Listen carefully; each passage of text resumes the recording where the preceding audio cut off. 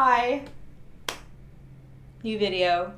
So this is about finger drills, and if you've been following me for any amount of time, I have only positive things to say about finger drills. Finger drills, I know, are the reason, I don't know, how can I put this? There was one time when I was in school, like my first time in school, and I passed a test, and I knew that the only reason I passed that test was because of finger drills. And I can't even tell you right now what speed that test was at, or if it was lit or jury charge or whatever, but I know that I passed the test because of finger drills. And I knew that because there was some type of combination that I made with my fingers, which is the same exact one that I would make in the finger drills.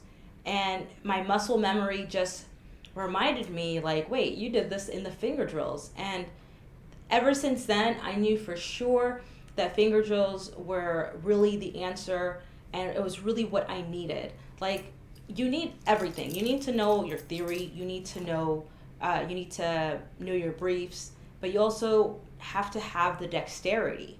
I think you need all of them equally. You can't just oh, I know all the briefs, but if you don't have the dexterity to execute them, they're meaningless. So finger drills gives you the ability to execute those finger combinations without hesitation, and where you make it clear so you're not dragging, you're not dropping, so you know what you have is what was said. What really got me into finger drills was that there's that little small book. Actually, I have it. Hold on. So this little small book here, and I don't know. I know, you could find it on what's that on Facebook, on the Encouraging Court Reporting Students group. They have it for free. I don't know if that's legal or not because it's so old.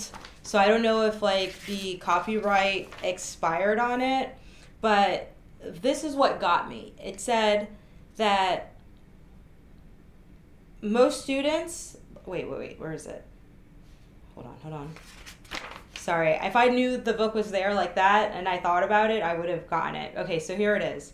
It says, the author has observed stenotypists who, in an effort to overcome their individual weaknesses, have increased their speed from 20 to 40 words per minute in a week or two after continued application of these drills, simply because the hesitation resulting from difficult combinations was eliminated by increasing their control.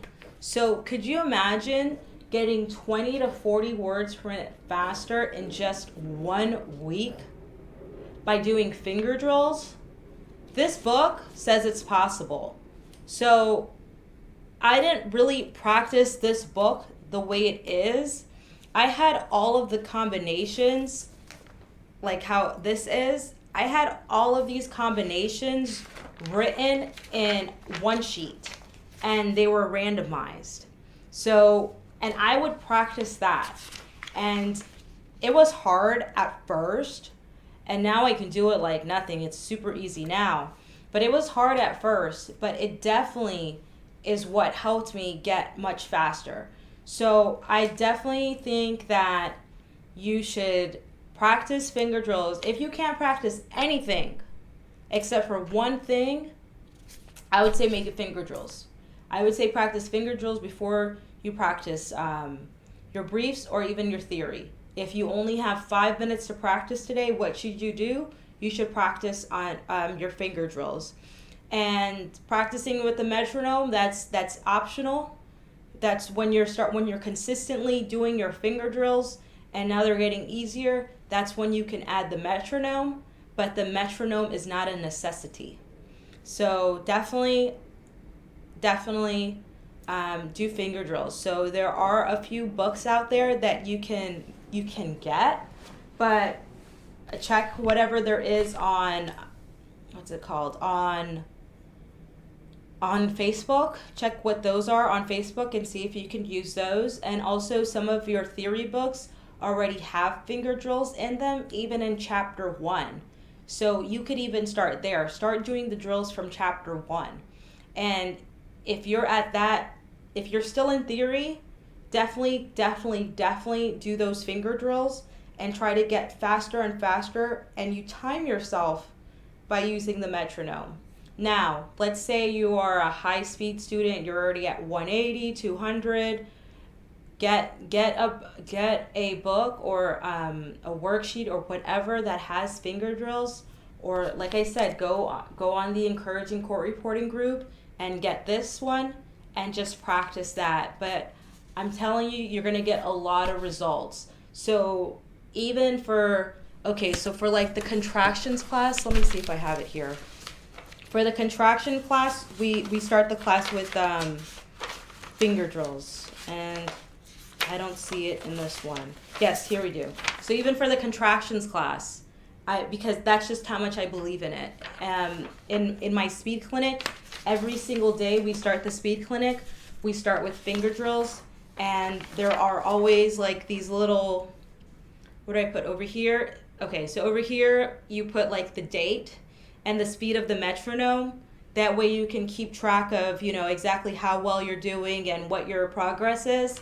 And over here, I recommend that you put any, like, the hardest combination for the day or for that practice session, you're going to put it as one of the entries in here. And then eventually, over time, you're going to have like your own personalized finger drills. So it's, in order to progress in court reporting, you have to work on what you're not good at, okay? So to just keep going through chapter 1 or chapter 2 when you're super good at it, you're not going to progress. You need to work on the stuff that is hard, the stuff that makes you question if you could even do this. That's the only way you're going to progress.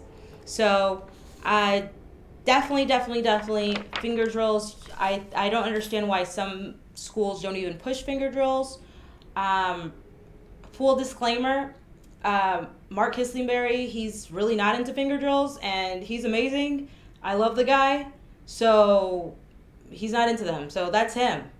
So I can't really say that they're necessary, but for me, they were absolutely necessary, and I think they're super helpful. So good luck, and hopefully you find some finger drills that help you. And if not, you could, after working with finger drills for a while, you'll be able to create your own.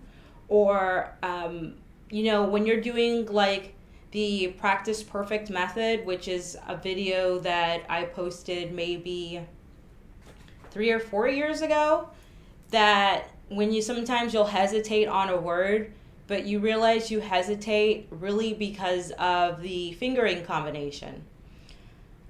So when you see that it's a fingering combination, that's really something that you need finger drills for.